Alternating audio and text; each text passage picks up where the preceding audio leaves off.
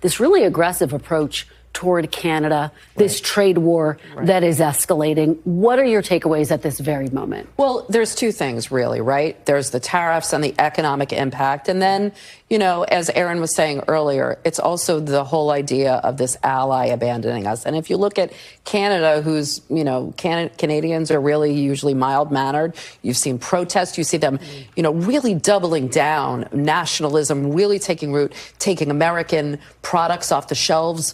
Kentucky bourbon producers forever, where Mitch McConnell, you know, it's his state.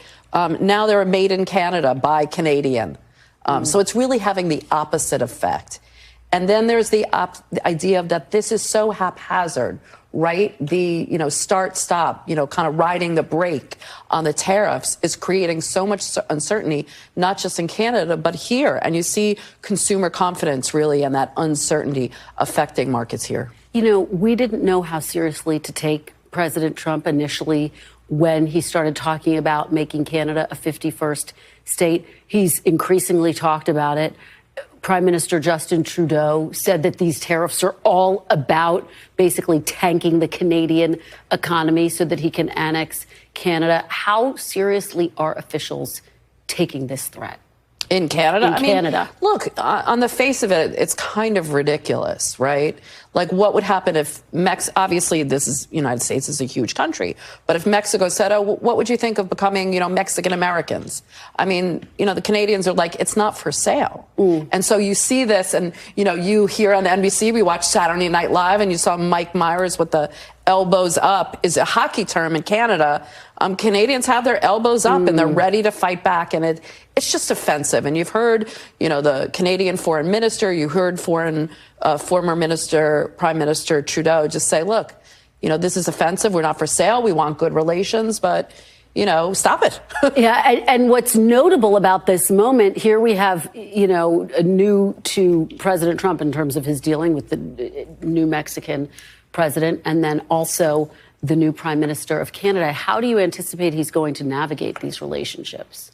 Well, I think you can consider what he's doing right now, this bully tactic. But if it continues to hurt American consumers, you know, just like we've seen, he may change his mind. I think also in Europe, as a bloc, it's a very large trading bloc. Yeah. And Germany is one of the, you know, U.S.'s largest exporters of cars. You know, this is really going to have a global effect. And I'm also concerned about some of the talk, the wider talk, about kind of eschewing American economic leadership around the world. We've heard about this Mar-a-Lago Accord, this paper that's floating around about weakening the dollar, and maybe not, you know, the whole idea that should global currency be pegged to the dollar. I mean, he's really trying to, Kristen, upend the whole global economic system. What are economists saying about what that would actually look like if you were able to upend the entire economic system globally? If the dollar were to be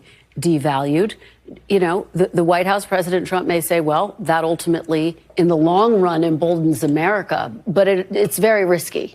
Well, you know, and it has unintended consequences, just like economists are saying, you know, these tariffs could have unintended consequences that could last decades, right? George W. Bush's steel tariffs, like we felt that for years. And it can have these unintended consequences. Yes, it might help America in the short term. Economists don't think so. But then, you know, other countries may seek alternatives. The Chinese are waiting in the wings. So this isn't just about, like, you know, the price of eggs. And look, there is something to be said for trying to have some more equilibrium in the market. We go overseas. We try to go to the duty free because, you know, foreign products are so expensive. Yeah. But, you know, when it upends the whole economic system, economists are warning of a global financial crisis. It's not just a little bully tactics. It has larger kind of economic ripple effects. Well,